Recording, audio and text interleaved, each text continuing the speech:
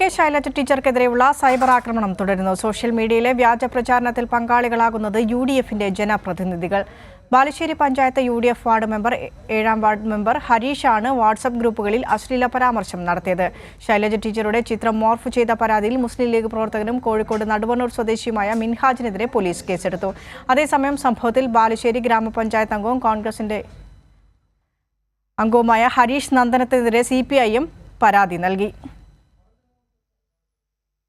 സാമൂഹ്യ മാധ്യമങ്ങളിൽ വടകര മണ്ഡലം LDF സ്ഥാനാർത്ഥി കെ ശൈലജ ടീച്ചർക്കെതിരെ നടക്കുന്ന സംഘടിത സൈബർ ആക്രമണത്തിൽ UDF പ്രവർത്തകരുടെ പങ്ക് വെളിപ്പെടുത്തുന്ന വിവരങ്ങളാണ് പുറത്തുവരുന്നത്.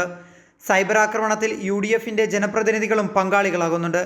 ബാലുശ്ശേരി പഞ്ചായത്തിലെ 7ാം വാർഡ് മെമ്പറും കോൺഗ്രസ് പ്രവർത്തകനുമായ ഹരീഷ് തേജസ് അരങ്ങാടത്തെന്ന വാട്സപ്പ് ഗ്രൂപ്പിലാണ് ടീച്ചർക്കെതിരെ അശ്ലീല പരാമർശം നടത്തിയത്. നേരത്തെ ന്യൂമാഹി പഞ്ചായത്ത് വാർഡ് മെമ്പറും മുസ്ലിം ലീഗ് നേതാവുമായ TH അസ്ലമിനെതിരെ വ്യാജ പ്രചരണത്തിന്റെ പേരിൽ പോലീസ് കേസെടുത്തിരുന്നു.